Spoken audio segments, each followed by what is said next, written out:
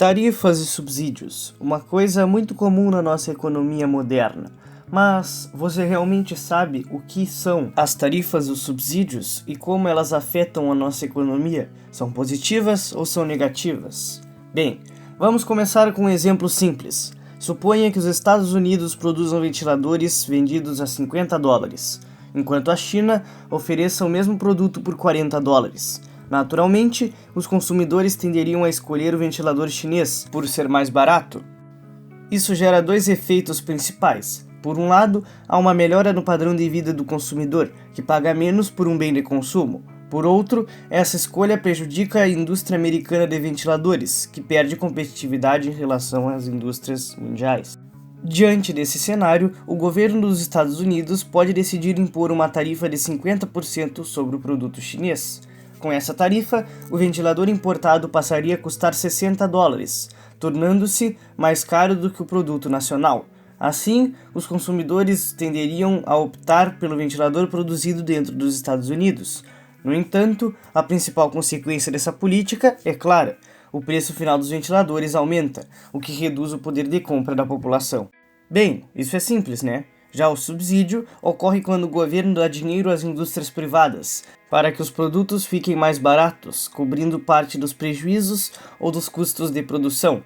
Vamos supor que, neste exemplo, o governo americano conceda um subsídio de $15 por ventilador, cobrindo essa diferença, fazendo com que o ventilador passe a custar $35. Um exemplo de subsídio como esse é o programa Minha Casa Minha Vida, no qual o governo fornece recursos para que o acesso à moradia se torne mais acessível para a população. Ambas as medidas têm consequências parecidas. Quando se aplicam tarifas, isso causa um grande problema, pois o preço das coisas aumentam e também em escala menor, beneficiando a indústria nacional e criando mais empregos. Porém, se uma tarifa for deixada por muito tempo, as empresas começam a se acostumar com elas, assim fazendo produtos desnecessariamente ainda mais caros, pois elas sabem que em caso não consigam vender o produto, o governo apenas aplicará uma tarifa ainda maior no outro país. Mas um dos exemplos dos principais problemas das tarifas são a destruição da opinião entre países, o que pode causar um grande caos político. Já os subsídios podem ser ainda piores, pois fazem com que as empresas fiquem viciadas em dinheiro público. No exemplo que dei, o subsídio era aplicado diretamente sobre o produto, porém a grande maioria dos subsídios não é aplicada sobre o produto, e sim concedida diretamente às empresas, muitas vezes para cobrir prejuízos. Isso faz com que a produtividade comece a diminuir, pois os subsídios estimulam as empresas a gastar de forma descontrolada e a produzir bens mais caros e menos tecnológicos. Como não precisam se preocupar com o lucro, essas empresas passam a contar com o socorro do governo sempre que enfrentam dificuldades financeiras. Esse processo faz com que as empresas e o governo criem um sistema artificial de preços e de má gestão.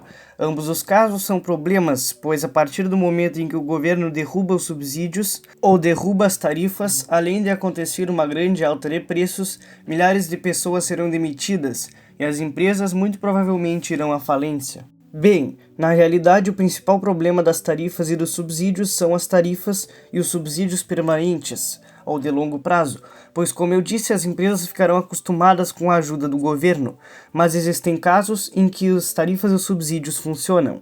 Mas primeiro vamos esclarecer o problema das tarifas e dos subsídios, com uma história real de um país que provavelmente você conhece, o Brasil. Um exemplo brasileiro perfeito é o nosso protecionismo na indústria automobilística, principalmente o programa Inovar Auto, que foi um programa feito pelo governo que durou 5 anos com o objetivo de inovar e fortalecer a indústria automobilística brasileira. Porém, o programa foi um grande fracasso. Bem, para começar, o programa não era para fortalecer a indústria nacional, e sim para trazer as fábricas de outras empresas automobilísticas para o Brasil, desde que produzissem ou fizessem alguma inovação. Assim, o governo começou a tarifar os carros importados e conceder grandes quantidades de subsídios para as empresas privadas que viessem se instalar no Brasil. O que o governo fez foi aumentar a tarifa de carros importados, que já era altíssima, sendo de 35%, o máximo permitido pela Organização Mundial do Comércio. Então, com o Inovar Alto, o Brasil aumenta para 65% a tarifa para as empresas que não tivessem fábricas em território nacional. Já os carros importados de empresas que tivessem pelo menos uma fábrica em território nacional continuariam com a mesma tarifa antiga de 35%. Na cabeça dos políticos que fizeram isso seria maravilhoso, porém na prática esse programa não fez nada além de aumentar o preço dos carros e criar um setor automobilístico extremamente ineficiente. Pois as fábricas estrangeiras que quisessem vender no Brasil precisariam ter apenas uma fábrica, não importava quantos carros iriam produzir, nem a qualidade dos carros produzidos. Então, se aproveitando disso, as empresas abriram poucas fábricas pequenas e ineficientes, apenas para ganharem o desconto na tarifa e também os subsídios do governo. Por exemplo, a fábrica da Mercedes produziu em 2016 somente 3.000 veículos, quando a escala ótima de uma fábrica de automóveis é pelo menos 20 vezes essa quantidade. Além disso, o governo brasileiro tentava estimular as indústrias automobilísticas que estivessem no Brasil a comprarem os componentes de automóveis de outras empresas brasileiras, assim dando ainda mais subsídios. A pior parte que eu acho em toda essa política, além, é claro, do aumento dos preços, são os subsídios, pois é o governo federal retirando dinheiro do seu bolso e dando a uma empresa privada que nem sequer é brasileira. Essa história da tarifa acabou até com o Brasil sendo denunciado na Organização Mundial do Comércio, a OMC, que disse que o Brasil estava violando as leis do comércio internacional, assim forçando ainda mais o Brasil a encerrar o programa. Bem, você pensa que depois do fim do Inovar Alto, que foi no finalzinho de 2017, o Brasil abandonou essas políticas protecionistas no setor automobilístico. Porém, logo em 2018, o Brasil criou a Rota 2030 como substituta do Inovar Alto. A Rota 2030 não aumentou as tarifas para evitar conflitos com a OMC, porém manteve a política de subsídios às empresas, principalmente por meio do abatimento de impostos. As consequências da Rota 2030 parecem até no momento menores do que a Inovar Alto. No entanto, o programa começou há pouco tempo e ainda está em vigor, mas lembre-se que no Brasil tudo sempre pode dar um jeito de piorar. Sim, as tarifas e os subsídios podem trazer benefícios, apesar de que na maioria das vezes prejudica a economia. Alguns dos exemplos de uso positivo das tarifas e dos subsídios são o caso japonês e da Coreia do Sul. A chave que fez com que os projetos fossem bem-sucedidos foi que o Japão e a Coreia do Sul colocaram subsídios e tarifas de forma temporária, disciplinadora e não como uma proteção permanente. No caso japonês, o uso das tarifas e subsídios esteve inserido em uma estratégia estatal altamente coordenada, liderada principalmente pelo Ministério do Comércio Internacional e Indústria, que atuava como um órgão técnico com grande capacidade de planejamento e monitoramento. As tarifas e restrições à importação serviam para dar um fôlego inicial às indústrias nascentes. Mas o eixo central da política era o crédito subsidiado de longo prazo, fornecido por bancos públicos e direcionados a setores considerados estratégicos, como siderurgia, automóveis, máquinas, ferramentas e eletrônicos. Esse apoio vinha acompanhado de políticas de transferência tecnológica, joint ventures controladas com empresas estrangeiras e estímulos explícitos à absorção de conhecimento.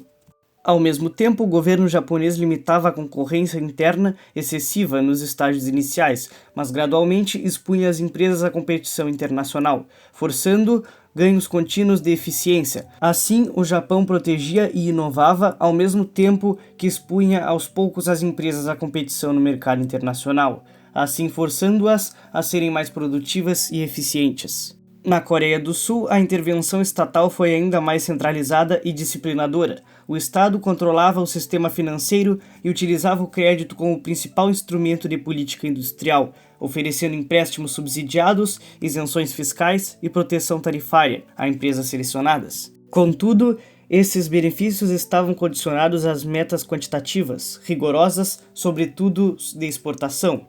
Exportar não era apenas desejável, mas uma exigência para continuar recebendo apoio estatal. O governo avaliava regularmente o desempenho das empresas e setores, realocando recursos conforme os resultados. Isso criou um ambiente de forte pressão competitiva, mesmo em contexto de proteção interna, pois as empresas precisavam competir nos mercados mais exigentes do mundo para manter seus privilégios domésticos.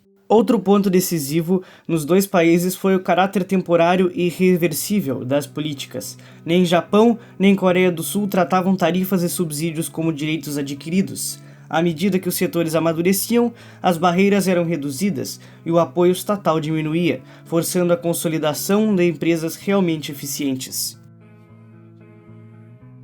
Quando comparamos o modelo sul-coreano e japonês com o Inovar Alto, a diferença estrutural fica clara. O programa brasileiro também usou tarifas elevadas contra importados e subsídios fiscais às montadoras locais, mas sem impor exigências duras de competitividade internacional, exportação ou ganhos mensuráveis de produtividade. A proteção foi ampla, pouco seletiva e sem punição efetiva para empresas ineficientes. Em vez de servir como ponte para a competição global, o Inovar Alto reforçou um mercado fechado, com preços elevados e baixo dinamismo tecnológico. A questão é que não é fácil fazer um programa de tarifas e subsídios que traga benefícios, pois a grande maioria acaba apenas encarecendo os produtos e diminuindo a produtividade.